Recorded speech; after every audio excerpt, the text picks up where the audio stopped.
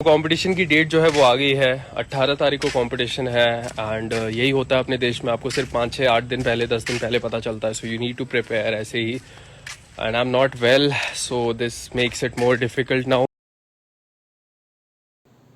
Welcome back lifters. So finally सिंगा ने confirmation दिया है कि वो बेंच प्रेस कंपटीशन खेलने वाला है। Like I was waiting for his confirmation for last 1 year. वो मेरे साथ 1 साल से चैट कर रहा है और मुझे बताते जा रहा है कि वो कंपटीशन खेलने वाला है, प्रैक्टिस कर रहा है, पावर लिफ्टिंग उसको बहुत पसंद है। But he was tangled between cutting down his body weight, getting shredded and getting much stronger and competing in a powerlifting competition. So finally भाई ने अभी कंफर्मेशन दे दिया है कि वो कंपटीशन खेलने वाला है। तो इस वीडियो में हम डिस्कस करने वाले हैं कि क्या सिंगा एक्चुअली बेंच प्रेस कंपटीशन जो नेशनल होने वाली है गोवा में वो जीत सकता है या नहीं। तो फिर चलिए शुरू करते हैं। एक्चुअली सिंगा को पूरी कंपटीशन खेलनी थी, पूरी पावर लिफ्टिंग कॉम्पिटिशन जो होती है वो, जहाँ पे आप स्क्वाट, बेंच प्रेस और डेडलिफ्ट तीनों एक साथ करते हो एक ही दिन में। बट सैडली उसको ये कंपटीशन मिली नहीं and he was eager to participate in a competition as soon as possible. So he decided to hop on to the bench press competition जो अभी झारखंड में होने वाली है, स्टेट है, उसके बाद उसके नेशनल गोवा में होने वाली है।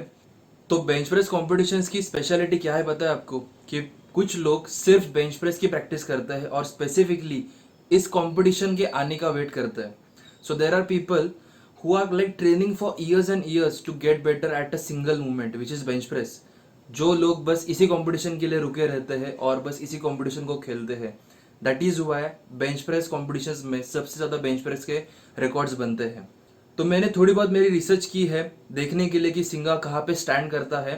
तो सबसे पहले हम देखने वाले हैं 2019 की बेंच प्रेस नेशनल की रिजल्ट्स।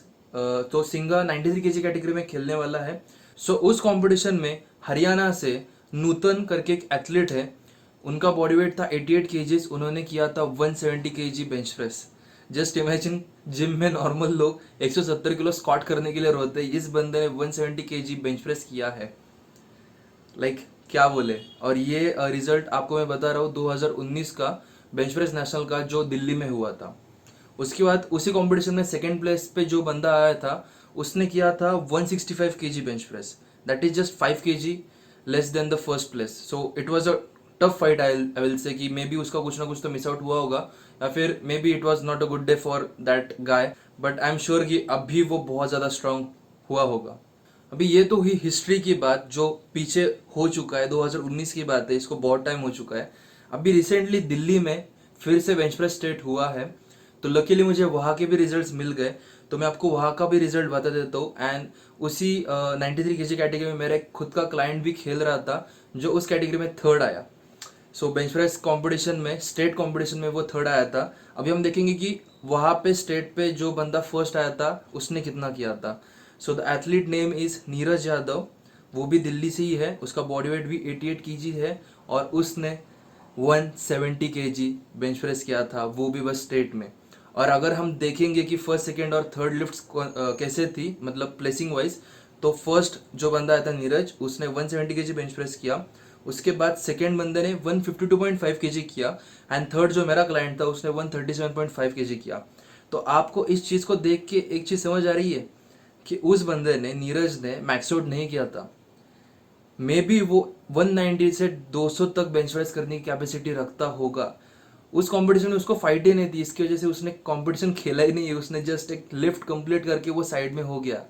जस्ट इमेजिन कि वो बंदा कितना स्ट्रांग होगा। और यही बंदा नेशनल में खेलने वाला है। और ये बस दिल्ली की बात है।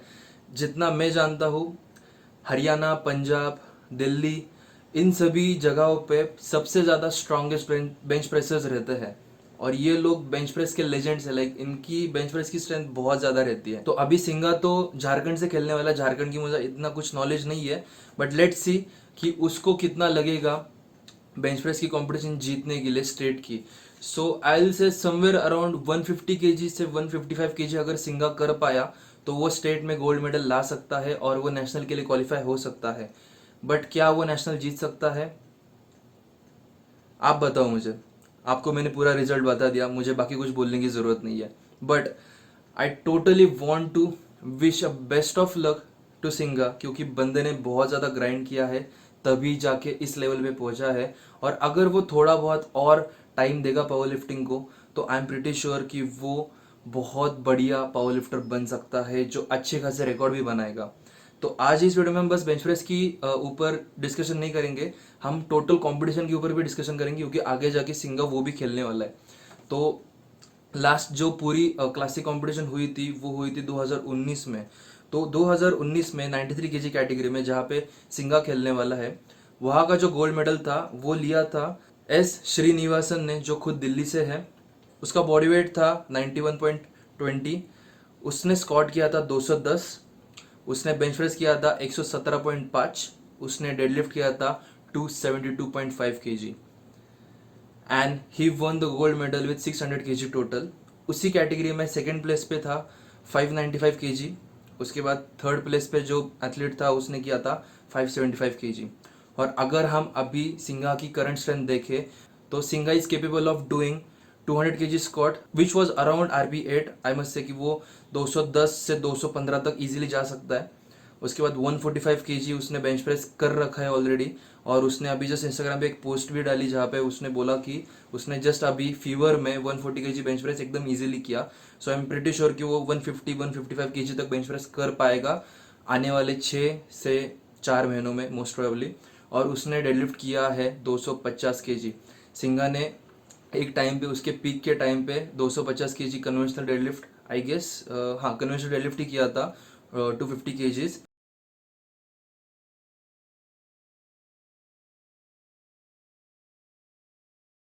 तो अगर हम इस चीज को पूरी तरीके से टोटल आउट करें तो Singha was capable of doing 595 KGs at that time, जब वो पावर लिफ्टिंग स्पेसिफिक ट्रेनिंग भी नहीं कर रहा था। तो जस्ट सोचो कि जब वो पावर लिफ्टिंग स्पेसिफिक ट्रेनिंग कर रहा है अभी, तो वो कितनी टोटल कर सकता है। सिंघा को 93 केजी कैटेगरी में जीतने के लिए अराउंड 600 से 625 से 630 तक टोटल लगने वाली है। अगर वो इतना कर पाया तो आई एम प्रीटी श्योर कि सिंघा आने वाले एक साल में 93 केजी कैटेगरी को जीतेगा। बट यहाँ पे एक छोटा सा कैच है, क्योंकि सिंघा ने ये सभी लिफ्ट उसके जिम में की थी। और जिम का जो एनवायरनमेंट होता है वो हम फिजिकली कंट्रोल कर सकते हैं, हम हमारा टाइमिंग मैनेज कर सकते हैं। उस दिन पे हमने क्या खाया है, कितनी रेस्ट ली है, रेस्ट पीरियड्स कितने हैं हमारे इन बिटवीन सेट्स, वो हम सब कुछ मैनेज कर सकते हैं। बट कॉम्पिटिशन्स में हमारे लिए ये करना इम्पॉसिबल है, ये हमारे पावर में नहीं होता।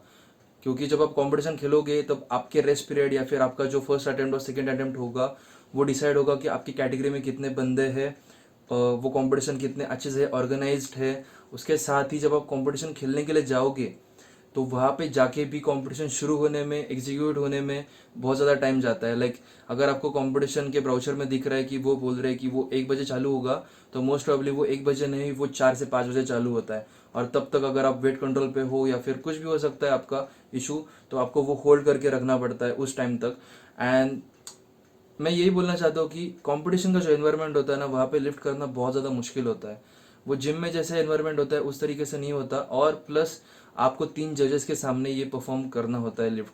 वो एक स्ट्रेस भी रहता है कि हमें उनके सामने करना है, उसके साथ ही हमें वो सभी कमांड्स को फॉलो करना है। वहाँ पे आप चिल्लाना, बारबेल फेंकना वगैरह अगर आप ये सब करोगे तो मोस्ट प्रॉब्ली आपको डिस्क्वालीफाई भी कर सकते हैं वो लोग, क्योंकि these things are against the rule कि आप बारबेल को फेंकोगे ऊपर से डेडलिफ्ट करते टाइम, या फिर आप कंपटीशन में स्ट्रैप्स यूज़ नहीं कर सकते। स्क्वाट के टाइम आपको अच्छी डेप्थ हिट करनी रहती है। उसके साथ ही आपको बेंच प्रेस में काफ़ी अच्छा पॉज करना होता है। जैसे बहुत सारे जिम गोर्स क्या करते हैं, उनके बारबेल को पूरा सिंक करते हैं बेंच प्रेस करते टाइम। कॉम्पिटिशन्स में ये चीज़ भी अलाउड नहीं होती, आप बारबेल को ज़्यादा सिंक नहीं कर सकते चेस्ट में, as per as I know. क्योंकि लास्ट टाइम अनिकेत कामले को भी इस चीज़ की वजह से पॉइंट आउट किया था एक जज ने कि तुम ये नहीं कर सकते, अगर फिर से करोगे तो मैं तुम्हें नो लिफ्ट दे दूंगा। तो ऐसे बहुत सारी छोटी छोटी चीज़ें हैं जो आपको फर्स्ट कंपटीशन में सीखनी होती है। आप फर्स्ट कंपटीशन जीतने के लिए नहीं जाते, आप फर्स्ट कंपटीशन बस एक एक्सपीरियंस लेने के लिए, गेन करने के लिए, दोस्त बनाने के लिए और कम्युनिटी को समझने के लिए जाते हो। तो लेट्स सी सिंघा कैसे परफॉर्म करता है। आई एम श्योर कि सिंघा ने उसका रिसर्च ऑब्वियसली किया होगा। वो ऑलरेडी मनु के कांटेक्ट में है, मेरे कांटेक्ट में है और बहुत सारे पावर लिफ्टर्स के कांटेक्ट में है। और दैट गाइस जीनियस ब्रो, वो बहुत बहुत होशियार है। अगर वो 1 मिलियन सब्सक्राइबर्स तक जा सकता है तो उसने ऑब्वियसली इतना सारा रिसर्च तो किया होगा। बट ये वीडियो मैं बना रहा हूँ आप जैसे व्यूअर्स के लिए जो पावर लिफ्टिंग कॉम्पिटिशन्स खेलने के लिए सोच रहे हैं। तो इतने सारे पैरामीटर्स होते हैं जो आपको दिमाग में रखने पड़ेंगे जब आप कॉम्पिटिशन खेलने जाओगे। Also I am actually very happy because singer जैसे बहुत बड़े यूट्यूबर्स जब इस ऐसे कंपटीशन में खेलेंगे तो बहुत ज़्यादा क्राउड बनेगा, पावर लिफ्टिंग और थोड़ा फेमस होने का मौका मिलेगा। पावर लिफ्टिंग ऑलरेडी फेमस है, बट इसको हमें और थोड़ा फेमस करना है। हमें और नए जो बच्चे हैं, जो नए टीनेजर्स हैं, उनको इस गेम में लाना है। We don't want all these lifter to just hit PRs in the gym. भाई स्टेज पे भी आओ, खेलो, जीतो, आपका नाम रोशन करो एंड गेम को भी सपोर्ट करो। इससे ही अपनी कम्युनिटी बिल्डअप होने वाली है। सो या that's it for today's video. अगर आपको वीडियो पसंद आई तो प्लीज़ इस वीडियो को लाइक करें, शेयर करें एंड सब्सक्राइब करें। मैं आपको मिलूंगा अगले वीडियो में। और अगर सिंगा भाई तुम देख रहे हो, बेस्ट ऑफ लक भाई, तुझे नेशनल में मिलेंगे अगर पॉसिबल हुआ तो। I will see in the next video. Till then सदा स्ट्रांग रहो।